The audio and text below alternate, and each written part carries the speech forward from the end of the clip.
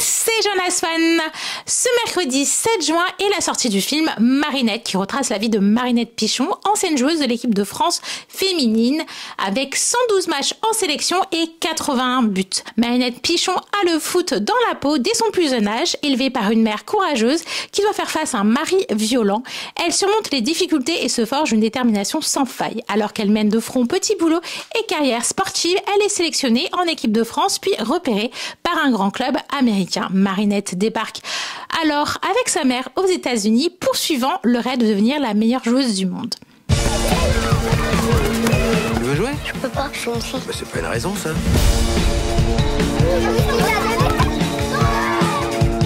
Merci, maman. Et on n'en parle pas à papa, hein? C'est notre secret. Allez, vas-y, ma poule. La gonzesse, t'as rien à foutre sur le terrain, va jouer à la poupée, hein.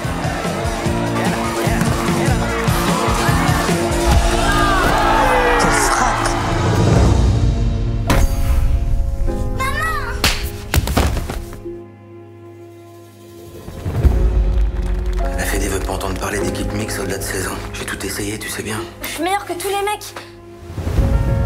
Les gars, regardez, c'est Pichon. J'ai d'autres projets pour toi, figure-toi. J'ai été appelée pour l'équipe de France. Je suis trop fière de toi. Qu'est-ce que tu veux que ça me foute? Vas-y, dégage. Tu vaux rien, regarde-moi, ça crève les yeux, t'as même pas le niveau. On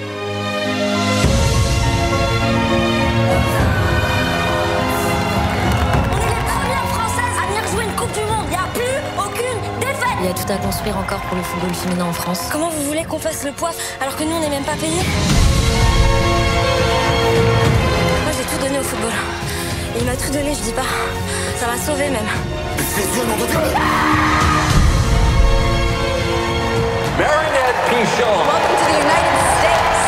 T'es une prodige. J'ai jamais vu une joueuse comme toi.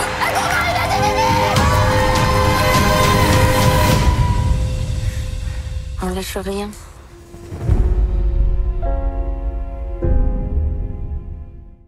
Une joueuse qui n'a pas hésité pendant sa carrière à demander plus de moyens pour le développement du football féminin. Elle a d'ailleurs ouvert une pétition demandant la diffusion de la Coupe du Monde féminine en France. En effet, 5 pays européens ne trouvent pas d'accord avec la FIFA concernant les droits TV. La FIFA estime que les sommes proposées ne correspondent pas à leurs attentes pour la valorisation du football féminin, car l'intégralité des sommes récoltées seront réutilisées exclusivement pour le football féminin. Les pays comme la France, l'Angleterre, l'Allemagne, l'Espagne et l'Italie font donc partie. Hervé Renard, dans ses dernières déclarations, n'a pas hésité à demander plus de moyens pour le sport féminin.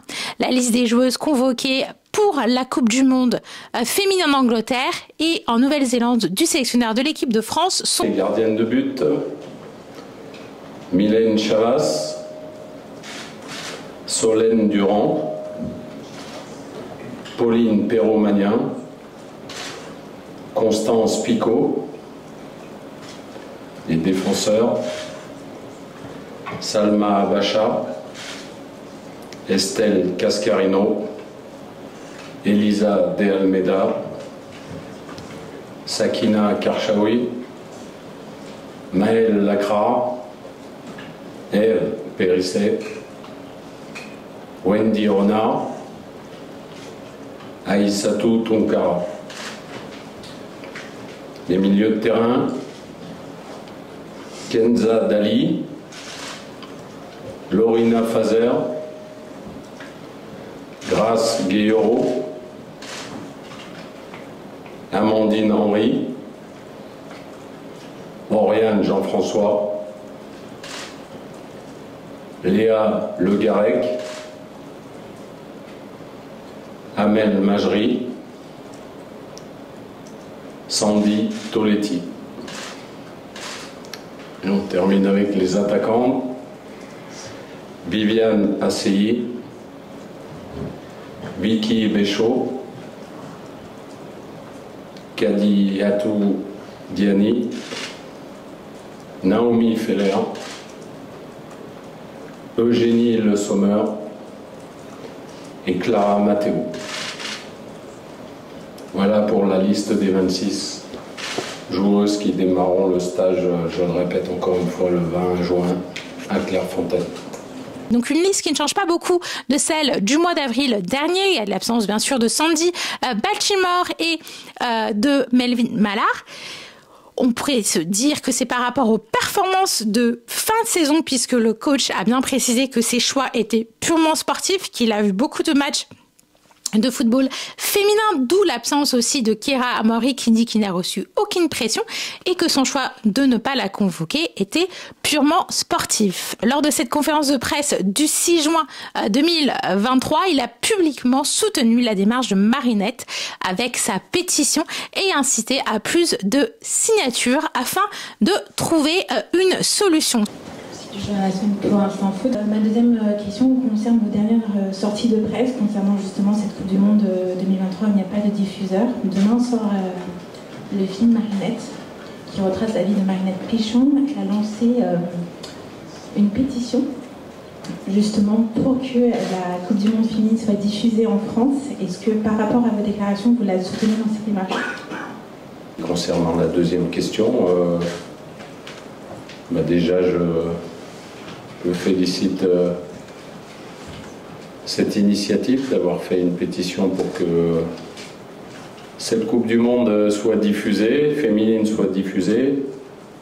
Si je vous donnais mon sentiment personnel, je pense qu'on arrivera à trouver un consensus, dira-t-on, dans l'intérêt du football féminin, dans l'intérêt de cette Coupe du Monde. Donc je suis persuadé qu'elle sera retransmise. J'espère que mon optimisme ne sera pas trop important, mais je fais confiance aux protagonistes pour faire en sorte qu'à la fin tout s'arrange. Et concernant la pétition, faut la continuer, puisque pour l'instant on n'a pas la décision finale, donc il ne faut pas s'arrêter en si bon chemin. Et merci d'avoir pris cette initiative. Très bien. Est-ce que tu as un dernier mot à rajouter?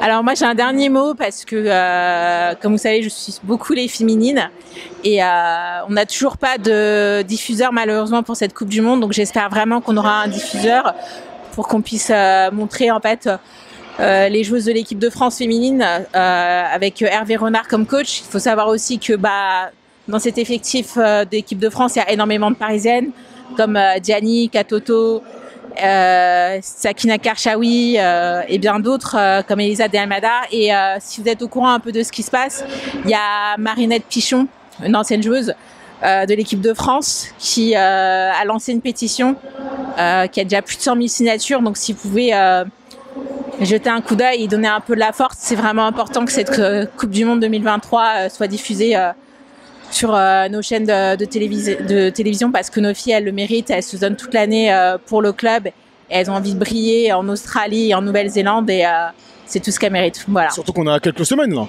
On est à quelques semaines, la Coupe du Monde elle commence le 20 juillet et on n'a toujours pas de diffuseur, donc ça commence à être un petit peu stressant, ouais. Merci. Merci. Si on revient justement sur le film de Marinette, j'ai personnellement beaucoup apprécié ce film.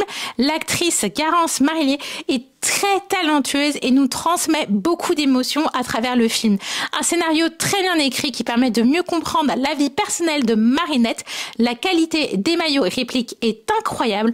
On a vraiment l'impression d'être dans un reportage de la vie de Marinette et des difficultés d'intégration que l'on trouve lorsqu'on essaye d'intégrer une équipe de football. On est vite émergé dans la réalisation de Virginie Verrier et à la fin du film, on sort avec un sentiment d'avoir créé un lien avec Marinette. J'ai apprécié la mise en avant de ses prises de position sur le développement du football féminin.